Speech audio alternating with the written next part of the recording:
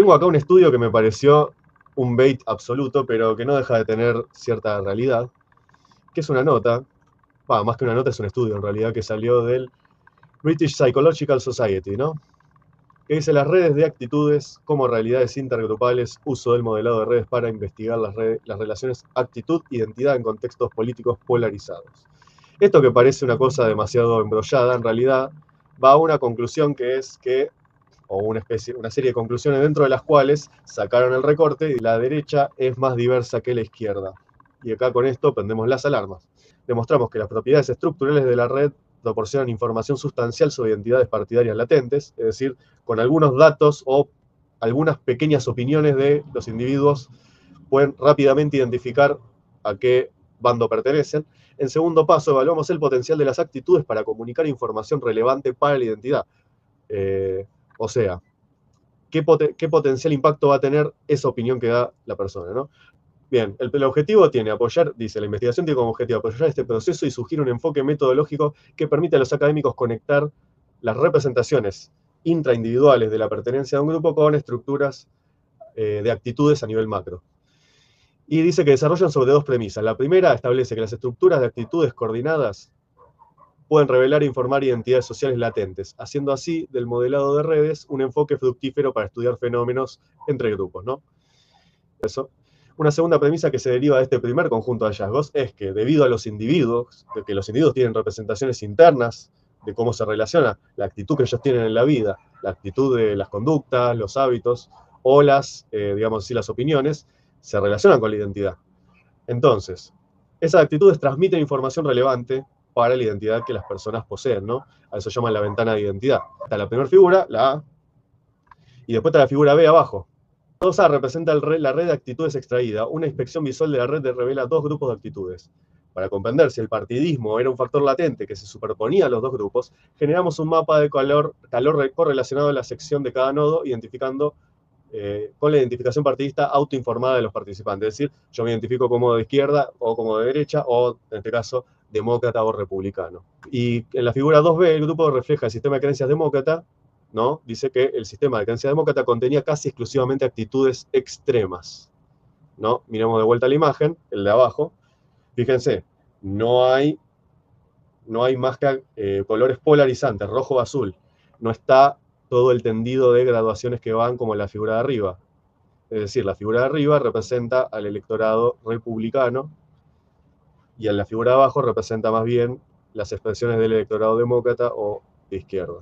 Como se muestra en la figura 2B, el grupo que refleja el sistema de creencias demócrata contenía casi exclusivamente actitudes extremas, como le indica un fuerte desacuerdo con cada uno de los 8 elementos. Por el contrario, el grupo que reflejaba el sistema de creencias republicano contenía una gama más amplia de respuestas de actitud que iban desde un leve desacuerdo hasta un acuerdo máximo.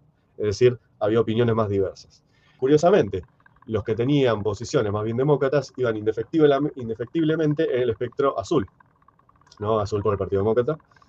Y los que tenían opiniones más bien de derecha, o terminaban como el participante 3, o sea, el extremo republicano, o como el participante 2. Pero fíjense que ambos pertenecen al espectro de la derecha, a pesar de que por ahí están distanciados. Lo cual quiere decir que lo que expresa el estudio es que, por lo menos en Estados Unidos, yo me atrevería a decir que no solo en Estados Unidos, la izquierda tiende a ser muy sectaria. Y esto se ve hoy en día bastante evidente si uno ve más o menos cómo reacciona la gente ante las distintas opiniones, ¿no? Que en la derecha hay más diversidad de opinión. Pero también podemos ver otro ejemplo en este caso de qué significa la derecha para hoy en día, un país que históricamente ha sido ejemplo para inclusive personas de izquierda, no sin razones, como lo es Finlandia. Y acá muestro esta noticia, ¿no? Es una nota de La Derecha Diario, de la sección de internacionales. La mitad de los finlandeses se identifica como de derecha según una nueva encuesta.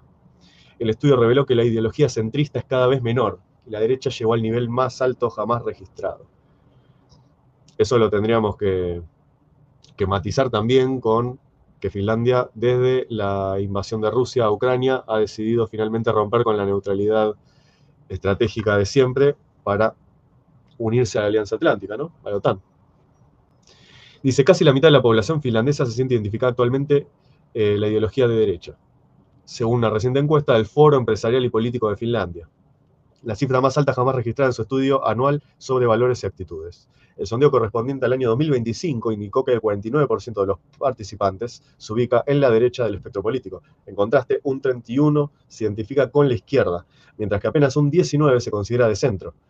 La representación del centro ha venido disminuyendo de manera sostenida en cada edición de esta investigación.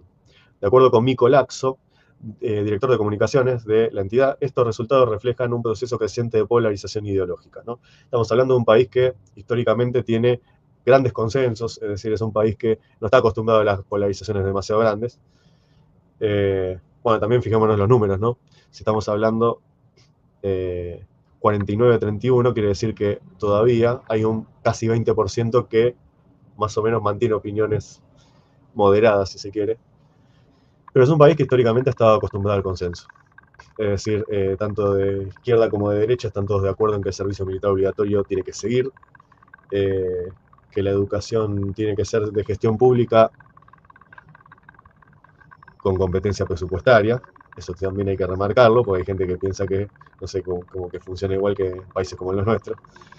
Y en realidad está mucho más cerca de ser un sistema de vouchers, pero no es un sistema de vouchers, es directamente, si vos querés mantener presupuesto para tu escuela, financiado desde los ingresos del Estado, lo vas a tener en tanto y en cuanto consigas mantener los resultados académicos que se te piden. Hay mínimos resultados o mínimas metas que se te pide para vos ser director de una escuela pública en Finlandia y obtener presupuesto público.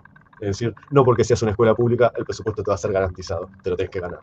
Dice, los finlandeses ya no buscan su identidad en el centro, cada vez más personas se inclinan por un bando, especialmente por la derecha, y lo hacen de forma más deliberada. En términos ideológicos, la población finlandesa se distribuye en 4 grandes grupos, ¿no? Liberales de izquierda, 24%, liberales de derecha, 22%, conservadores de derecha, 18%, y un grupo heterogéneo que adopta una postura centrista en al menos una dimensión. Solo un 5% se define como conservador de izquierda. Laxo destacó que el progresismo continúa siendo un componente central en la identidad política de izquierda, mientras que la derecha convive tanto corrientes progresistas, liberales como conservadoras. Esta diversidad ideológica dentro del sector de derecha ha aumentado en los últimos años, evidenciando una fragmentación creciente. Fíjense, ¿no? Lo que estamos hablando un poco con la nota. Acá también se ve en Finlandia otra muestra de que la derecha se nota un abanico mucho más grande de posibilidades o de identidades políticas. Pero al mismo tiempo,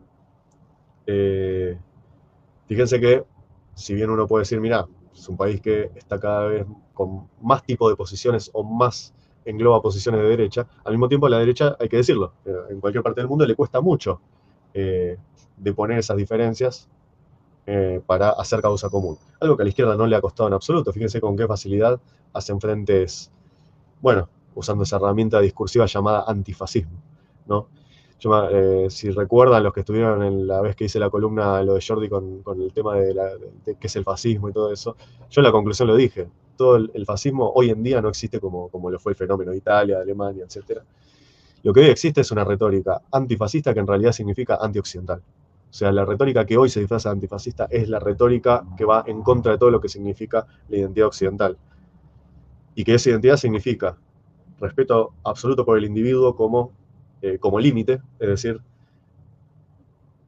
no el colectivismo, sino respeto por el espacio individual, por la propiedad como individuo, por el metro cuadrado de cada uno, respeto por la creación, la inventiva, la capacidad creativa del individuo, promoción de eso, defensa de la libertad. Y en ese sentido los occidentales entendemos la soberanía y entendemos también lo que es la libertad. Y justamente, a propósito de esto que pasa con Finlandia, quería hacer un par de reflexiones. Porque muchas veces se habla de que no, Finlandia es uno de los países que tiene muy poca inmigración y que por lo tanto no es un país diverso. En pensamiento político han demostrado toda su historia ser un país diverso. Y ser un país sobre todo que ha podido ser pragmático en lograr resultados más allá de sus ideologías. Y a pesar de eso, muestra una variada gama de matices ideológicos y de pensamiento. Yo no lo consideraría es un país poco diverso.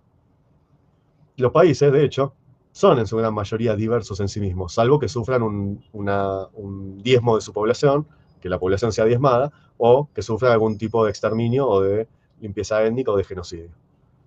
Pero en sí, si vamos a lo que es el Estado-Nación como tal, el Estado-Nación surge como una evolución histórica de lo que eran antes los estados, que eran más bien reducidos a las ciudades, y ahí sí, reducidos a pequeños grupos étnicos, los cuales eran mucho menos diversos. Es decir, el Estado-Nación, como entidad, es diverso en sí mismo. Que un país sea más blanco o menos blanco no lo hace menos diverso, ¿no? Miremos lo que es, ya que estamos tomando el ejemplo de Finlandia, miremos lo que es la composición cultural de Finlandia histórica. Antes de ser parte agarrada, arrancada por parte del Imperio Ruso, eran del Reino de Suecia. Una buena parte de su idioma viene del sueco, del svenska antiguo, combinado con influjos culturales mongoles como los turcos, precisamente. Fíjense si no va a ser diverso un país que conformó su idioma a partir de dos influjos culturales muy, muy distintos. Casi un influjo, diría, bastante parecido al de Ucrania, con otro resultado, obviamente. Digo, Italia es un país diverso. Italia es un país diverso. Nadie puede decir que hay demasiado parecido entre la población del sur y la población del norte o la población del centro. No es lo mismo Sicilia que Milán. No es lo mismo Roma. No es lo mismo Venecia. En sus distintas variantes culturales de lo que antes eran los separados reinos en la época de Maquiavelo, después se pudieron juntar en lo que es el Estado-Nación de Italia, y es diverso en sí mismo. Acá en Argentina nos trajeron una polémica con el Washington Post en la época del Mundial. ¿Cómo puede ser que la población de Argentina, que los jugadores, que no tienen ningún jugador de color? Y yo digo, sí, claro, porque nosotros abolimos la esclavitud en el año 1813. Tenemos una constitución que no admite prerrogativas de sangre ni de ningún tipo. Fijémonos si hasta Kennedy la población negra podía estudiar en las mismas universidades. Entonces, cuando se habla desde el lugar políticamente correcto de qué es un país diverso o qué es ser diverso, siempre pregúntense qué es lo que se quiere decir. Porque en general, quien dice diverso quiere engañar. Porque básicamente son los que, en nombre de la diversidad, lo usan simplemente para limpiar todo un pasado de atrocidades de verdad. Así que nosotros, que somos occidentales, que somos un país realmente diverso, y otros países que son de Occidente y también son diversos, no le debemos nada a la progresía ni a todo ese conjunto de sectarios. Quería abrir con esta editorial muy amigable y muy amistosa en términos políticos, amistosa con los que coincidan un poco con el espacio acá de Somos Occidente, que es un poco traer el espíritu de la civilización, para recordar que acá nació el fuego de la creatividad, nació el fuego de la filosofía, de la técnica, de lo que tenemos que estar orgullosos. Un poco para traer ese espíritu y cortar un poco con ese pesimismo de época que nos invade todos los días.